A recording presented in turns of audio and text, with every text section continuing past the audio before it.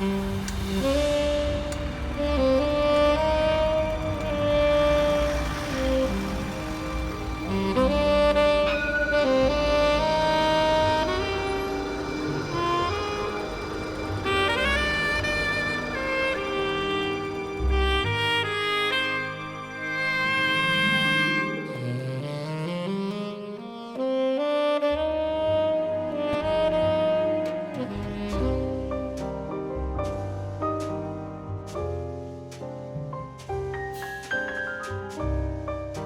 guys, how are you?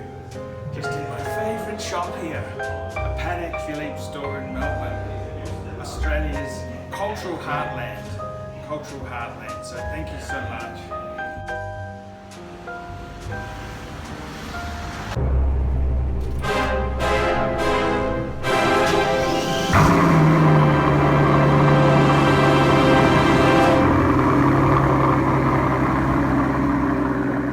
Hi guys, Archie Luxury channel. And today guys, I want to talk about why the Tudor Black Bay Heritage walks all over the Omega Seamaster. And the first thing is, when you say Seamaster, is which bloody model? Because Omega has used that Seamaster name just like General Motors has used the DeVille name. And that's the biggest problem. When you say Omega Seamaster, this is what makes it not the greatest, most iconic diver, is that they have brandied that name around so many times. And I remember the first semi-decent watch I got, yes, it was quartz, in the 80s when I was a teenager. I got an Omega Seamaster, but it wasn't a dive watch. It was a sort of a semi-casual dress watch. It just used the Seamaster name. See, Omega put Seamaster on everything. It's a bit like DeVille. Everything was deluxe, DeVille. And this is the biggest problem with the Seamaster.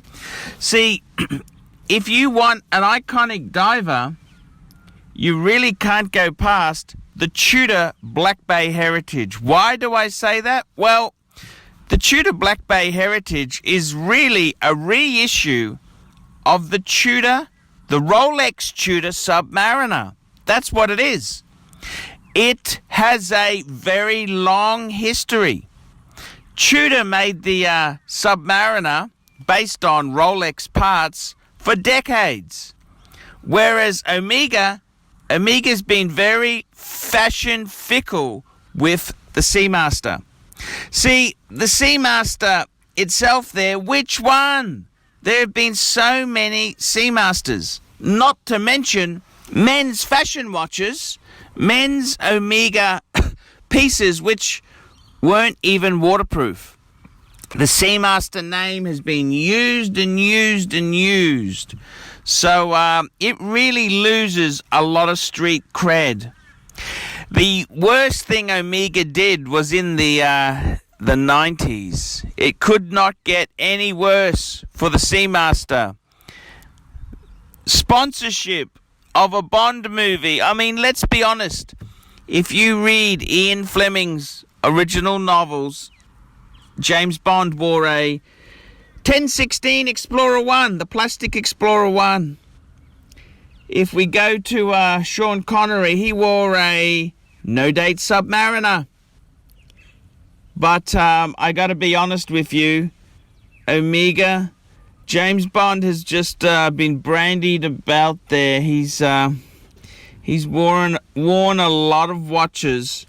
Seiko, a lot of shitters. Mr. Bond has worn a lot of shitters. And to be honest with you there, Mr. Bond himself there, he's worn the shitters. And Omega's is the nastiest, tackiest thing of all. They put a Seamaster quartz on his wrist. And, I mean, that's that the Omega Seamaster quartz with the blue dial, the wavy dial. Yeah, it's not a terrible watch.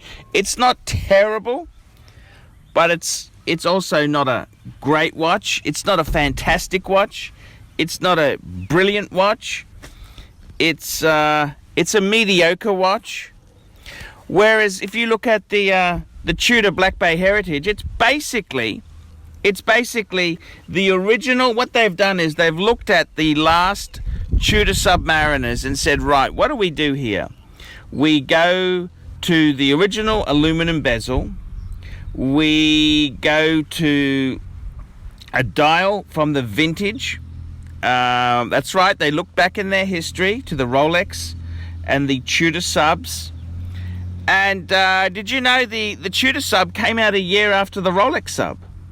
So it's got a long history. The dive history of Tudor is gigantic. The other thing is too, did you know the British forces, the secret service, all the paramilitary squads?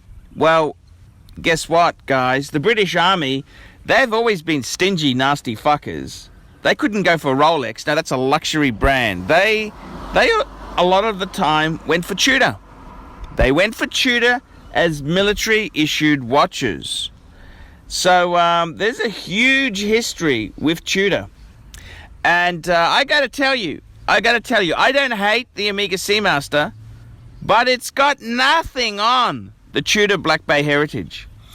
The Tudor Black Bay Heritage itself there, you look at it for the money, what have you got? You've got a Rolex Submariner case, brought up to date, I might add, 41 mil. This is something they didn't even have the balls to do on their Submariner range. It's got the new type of bracelet, but with faux rivets. It's got the new clasp. It's got all the improvements. It's got the beautiful, the dial, a stunner, the snowflake hands, the aluminum bezel in a choice of colors. They've really worked this to the max. They've really worked it to the max. However, with the Seamaster, it's Omega's always churning out Seamasters. That's a namestead like DeVille, Deluxe, GLX. You know, it's just one of those boring names that Omega continually uses over and over. I gotta hand it to Omega with the Speedmaster. The Speedmaster Professional, that's the man on the moon watch. That is a watch which has stayed true to form. Yes, Omega couldn't help releasing so many editions, limited editions, but they've at least stayed true to form. Unfortunately, this cannot be said for the Seamaster. The Seamaster itself, they've released versions and they've altered it. They made it a flaming dress watch, for God's sake. A dress watch. You know, I mean, what the hell is this? What the hell is this? You can't have it both ways. You can't swing both ways and not suffer the repercussions. So for these reasons here, there's no doubt the Tudor Black Bay Heritage, as a discount luxury diver, walks all over the Omega Seamaster. And I proudly challenge you to tell me how the Omega Seamaster, that's a name that's been used, brandied about like confetti, how that has any real heritage. After the cheesy Bond inserts, after so much nastiness has gone on, even Bond has gone for the Planet Ocean model now. Can't blame him. I can't blame him one bit. I'm Archie Luxury, reporting on the best luxury dive watch. Tell me what you think is the best luxury discount diver. Hey guys, my name is Paul Pluta. I'm the method actor who plays Archibald Chesterfield III, AC3. Guys, I need a bit of help. It's very hard running a YouTube channel relying on Google Ads alone. I'm in a special niche and I speak my mind, and I don't have all those Seiko wannabes, all the people who want assurance about their affordable shitters. So I've got to really try hard to bring in the revenue. Guys, if you like my content, if you think I'm a great chap to have around, why don't you help me out? There's a number of ways you can help me out. This will keep me full-time on YouTube. Look in the description of this video for some ways you can help me. You could sponsor me on Patreon. That allows you to send a small monthly amount to me every month. It can be $1, it can be $100, whatever you can afford. The next way you can help me is, well guys, I really need some money to keep things going. Paid reviews. On the Pluta channel, I run paid reviews. For as little as $20 US, I'll give you an opinion of your collection, of what you're looking at. I'll try and answer. There's heaps of other ways you can help me. I do telephone consultancy. For $50 US, I will talk to you on Skype or WhatsApp and answer your horological or personal problems. Any questions, I'll give it a go. I'll give it a go. Now guys, please help us out. Look down below, and if you could help us out, I will stay here and make videos full time on YouTube.